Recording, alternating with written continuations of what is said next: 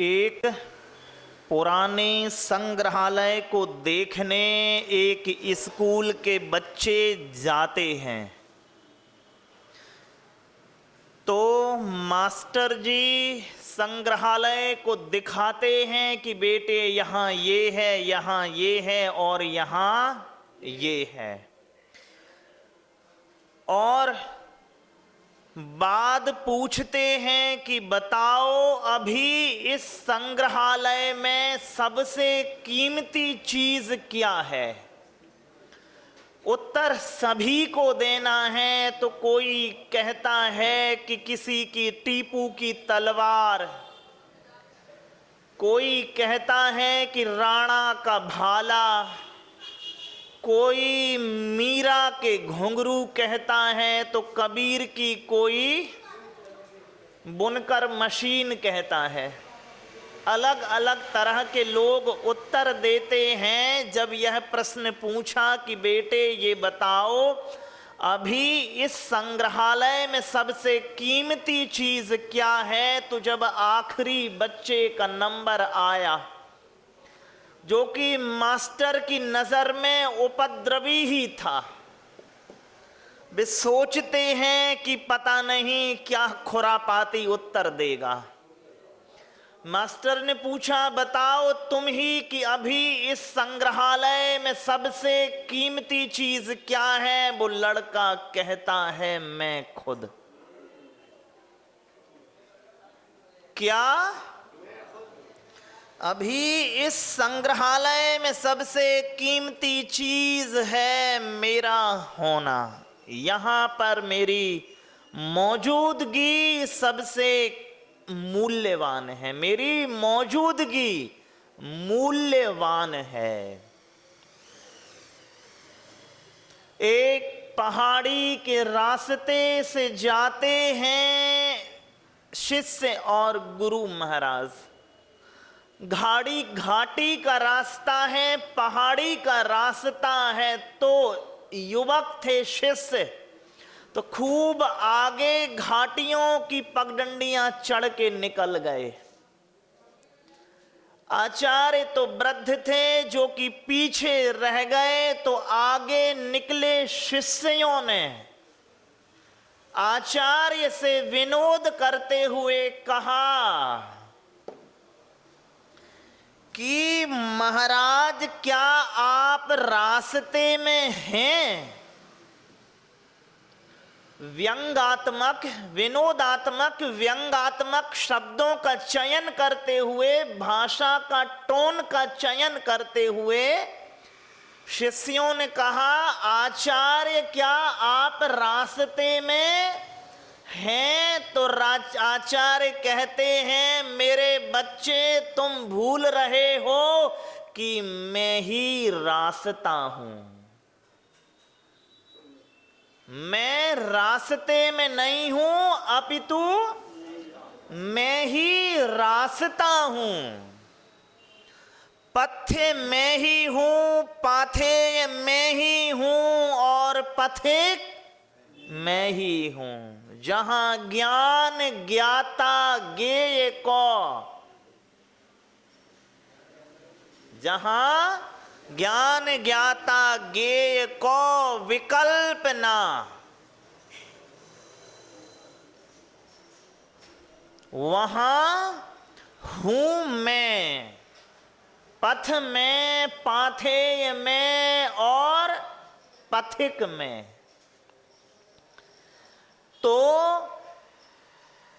कल जब हमने शुरुआत की थी तो इस संबंध में की थी कि मुंडे मुंडे मति भिन्ना। तो एक प्रकार की तो ये मतियां हैं संवेग की। दूसरे प्रकार की मतियां इनसे इतर हैं, क्योंकि मुनि महाराज साहब लिखते हैं, भगवान एक जगह लिखते हैं ना ही सर्वः सर्वम जानाति, ना ही सर्वः सर्वम जानाति कि हर कोई हर कुछ नहीं जान सकता है। मां सूत्र हमने किया था बहु जीव रासो, अनंत जीव रासो, अनंतानंत जीव रासो, कि जीव राशियां तो अनंतानंत हैं। तो महाराज साहब लिख रहे हैं ना ही सर्वः सर्वम जानाति, कि सभी लोग सब कुछ सभी कुछ नहीं जानते हैं। चाचा, तो कुछ लोग कुछ जानते हैं, कुछ लोग कुछ जानते हैं और कुछ लोग कुछ जानते हैं। अलग अलग पहलुओं को, एक ही वस्तु के अलग अलग पहलुओं को जानते हैं लोग। मैं एक डायमेंशन, अपने देश काल सापेक्ष में एक डायमेंशन को जानता हूं वस्तु के, और आप अपने देश काल सापेक्ष वस्तु के एक डायमेंशन को जानते हैं। वस्तु कितने डायमेंशन वाली है? वस्तु अनंत धर्म वाली है। अनंत अंत कहते हैं ना हम, अनंत अंत, अनेकांत, अनेक अंत। अंत का अर्थ हुआ छोर किनारे, की वस्तु को जानने के अनंत छोर हैं।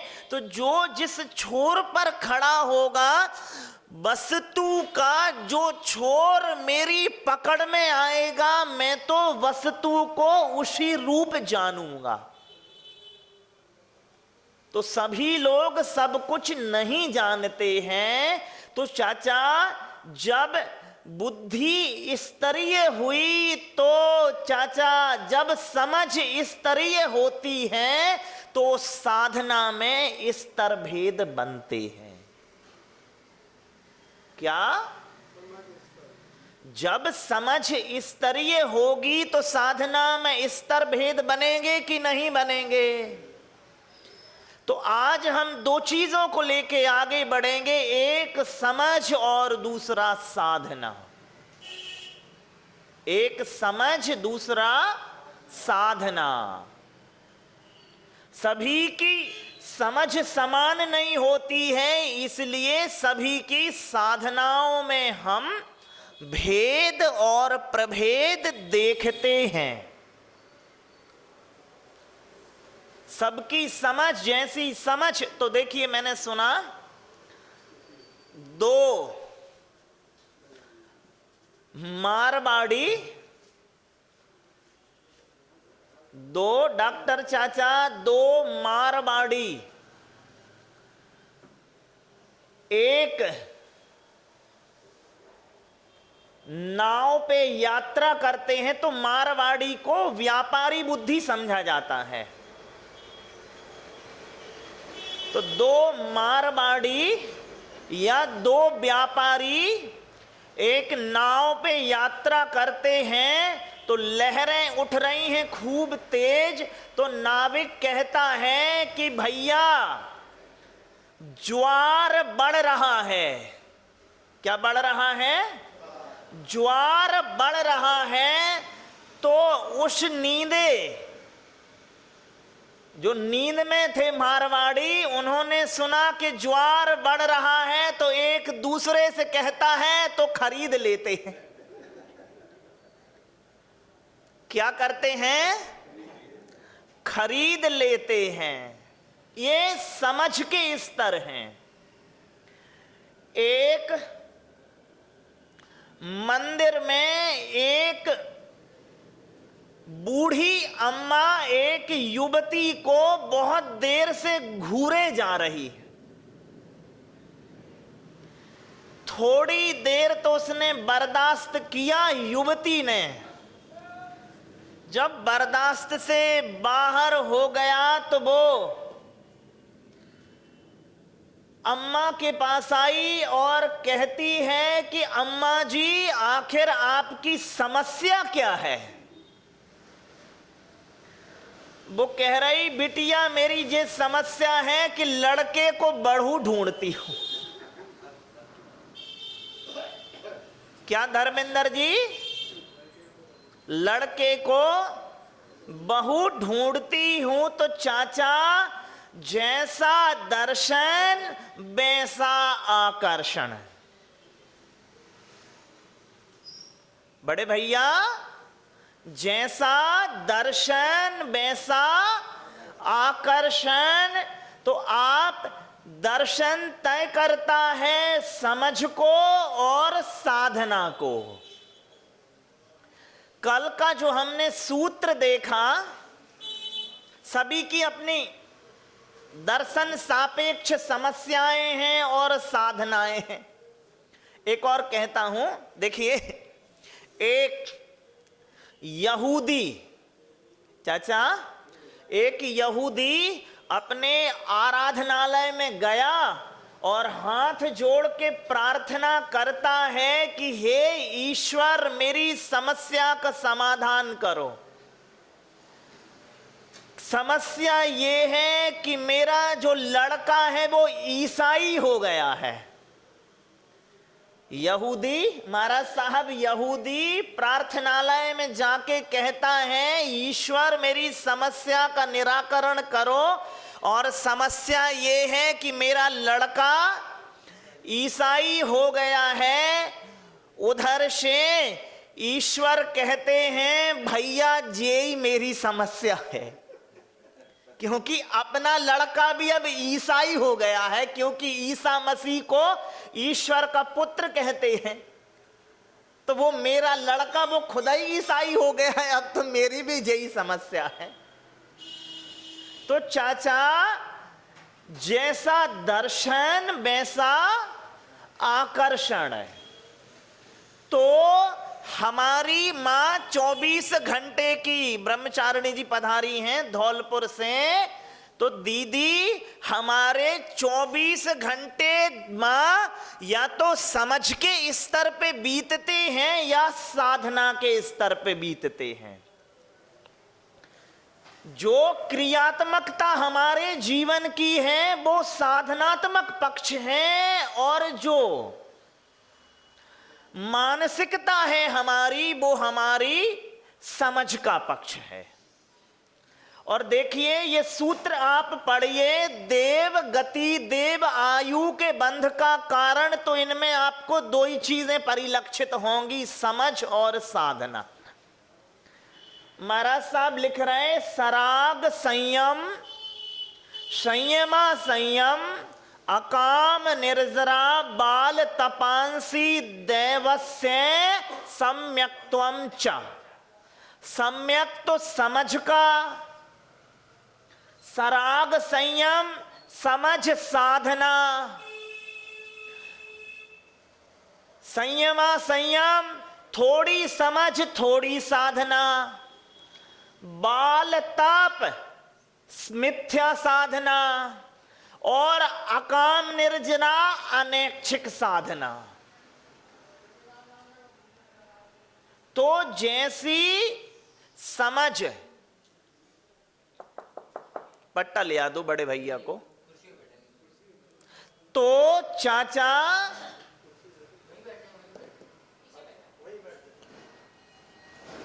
जैसी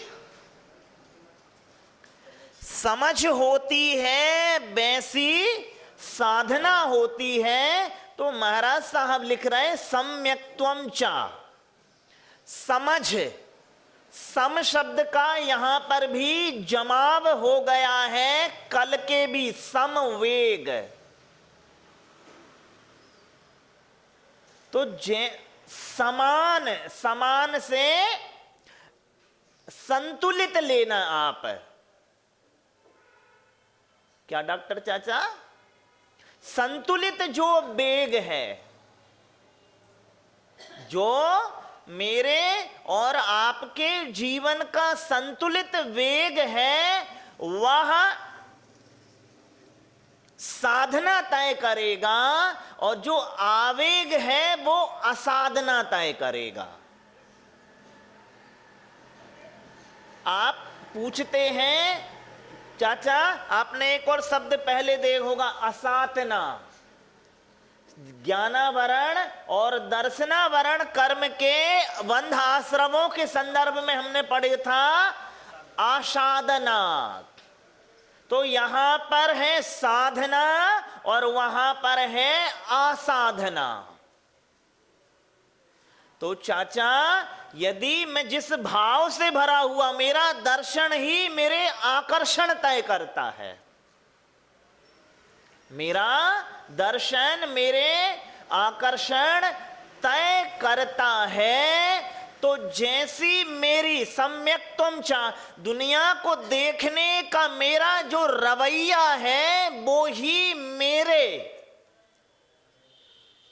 मेरे दुनिया को देखने का जो मेरा रवैया है, वो ही मेरे जीवन में प्रयोग धर्मिता तय करता है कि मुझे अपने का अथवा दूसरे का प्रयोग किन स्तरों पे करना है और किस ढंग से करना है। आप कितने अच्छे ढंग से या कितने बुरे ढंग से, एक बार झगड़ा हो गया है, दर्शन में आवेश है, तो आप बाद को कहते रहते हो कि सुनो, मुझे तो उसने रोक लिया नहीं दिया था, नहीं तो मजा चखाता। अभी भी चाचा कर्म तो बंद कर ही आए हो तुम, और अभी प्रकृति में संक्रमण कर रहे हो। झगड़ा तो खत्म हो गया कि नहीं, लेकिन आप क्या कह रहे हो, अरे उन्होंने बीच बचाव कर लिया है, नहीं तो मैं देखता उसको। पुण्य रूप संक्रमण हो रहा कि पाप रूप संक्रमण? पाप रूप संक्रमण। जितना पहले सत्व पड़ गया था कर्म में, उस सत्व में और बढ़ोतरी हो रही है, संक्लेशित परिणामों से और बढ़ोतरी हो रही है। और जे डंडा देखते हो, ये तो उसका सिर फोड़ने ही ले गया था मैं। अब वहां कोई भी नहीं है, लेकिन फिर भी आपकी समझ आपकी साधना को तय कर रही है कि आप खुद को ऐसे साधो।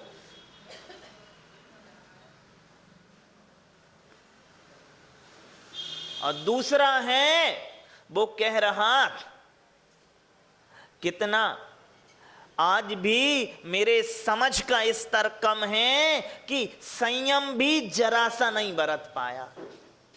तो जैसे ही इस तरह का भाव आपके संक्रमण को कम का, उत्कर्षण और अपकर्षण है, तो अब यहां पर अपकर्षण होता है, हो रहा है, और वहां पर उत्कर्षण हो रहा है। सत्व में बंध तो हो गया, तो वो हटने से नहीं रहा, लेकिन सत्व में क्या हो रहा है, एक आदमी जो खूब गुस्से से भरा हुआ है कि उसको ये सुनाऊंगा वो सुनाऊंगा, और जैसे ही उसके दरवाजे पे पहुंचा, उसने पैर पकड़ लिए, भैया क्षमा करो। वो कह रहा, तुमने क्षमा मांग के मजा खराब कर दिया। अरे मेरा परिश्रम शून्य किया तुमने।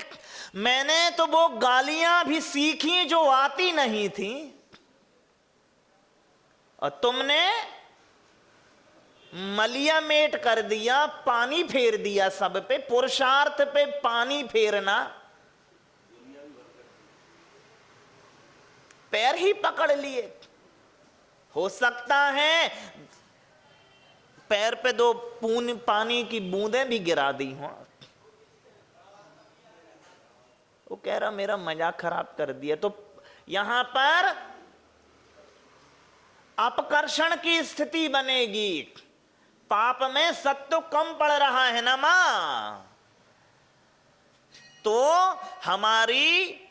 हमारी साधना, लोक व्यवहार के जो हमारे रोजमर्रा के जो व्यवहार हैं, उनको साधना के अर्थ में ही लेना, लेकिन वो असाधना है। साधना का मतलब होता है साधो ठीक से, संतुलन, बैलेंस को कहते हैं साधना। अरे क्या इधर उधर कर रहा है, इसको साध के नहीं रख सकते हो। तो चाचा, साधना तप की पर्याय नहीं है, साधना है संतुलन की पर्याय। लोक व्यवहार में नहीं कहते हो। अरे जे साध के रखो भैया, तुम नसेनी पे चढ़ते हो, पीछे वाले से कहते हो साधे रहियो, संभालना, नहीं तो पटक दो। तो वहां पे तप की पर्याय कैसे बनेगी? इच्छा निरोधा रूप, क्योंकि आपने दूसरी तरफ अपने चित्त को लगाया तो यहां से आप संतुलन खो दोगे। तो वो कह रहे हैं इसको ही पकड़े रहियो। तो साधना यहां संतुलन की पर्याय में है। और महाराज साहब लिख रहे हैं सराग संयम, यहां तो तप की पर्याय है, लेकिन यहां पर संयमा संयम संतुलन की पर्याय है। संयम और असंयम के बीच संतुलन की पर्याय, कि थोड़ा संयम है और थोड़ा असंयम है। और बाल तप जो है वो तो असम्यक की पर्याय है। अकाम निर्जरा अनैच्छिक संतुलन की पर्याय है। और सम्यक त्वम च परम संतुलन की पर्याय है। सम और त्वा प्रत्यय, तो सम समानांतरता रूप जो मेरा होना है, समरूप जो मेरा होना है, वही तो समत्व है। सम प्लस त्वा प्रत्यय लगाओ। त्वा का मतलब था उस रूप होना, धर्मत्व धर्म रूप, बौद्धत्व प्रज्ञत्व तो प्रज्ञा रूप, तो समत्वा समत्व समता रूप हो जाना, संतुलन रूप जो हो जाना। मां ना अब जीवन में दुर्दिन ही स्पर्शित करते हैं और ना ही सुदिन, ना तो दुख दिन प्रभावी हैं मेरे ऊपर, ना तो सुख दिन प्रभावी है। ना निंदा ना गीत ना गान, ना दुख ना अशी ना मित्र, ना अरी ना मित्र, ना असी ना अर्घ, ना मसान ना महल। तो इस तरह का जो संतुलन है देवायु का कारण बन रहा। तो मुनि महाराज जी उसके प्राधान्य प्रतिनिधि हैं। प्रतिमाधारी प्राधान्य नहीं लेकिन प्रतिनिधि हैं। सम्यक दृष्टि प्रतिनिधि है, लेकिन जब तक सम्यक दृष्टि है तब तक ही प्रतिनिधि है। और बालताप अकाम निर्जरा भी प्रतिनिधित्व करते हैं, आयुष्य का रस खींच लेते हैं। इसका देव आयुष्य का रस वो भी खींच लेते हैं। और इन सब में एक चीज है, सम्यक दृष्टि के समझ और बाकी सबके समझ और साधना। सम्यक दृष्टि के समझ और अकाम निर्जरा और बाल तपी के साधना, और संयमा संयम और सराग संयम के समझ और साधना दोनों। ठीक है? तो इस तरह से देवायु के आश्रव को हम जुटाते हैं। बोलिए पूज्य मंगलानंद मंगल सागर मुनि महाराज की जय।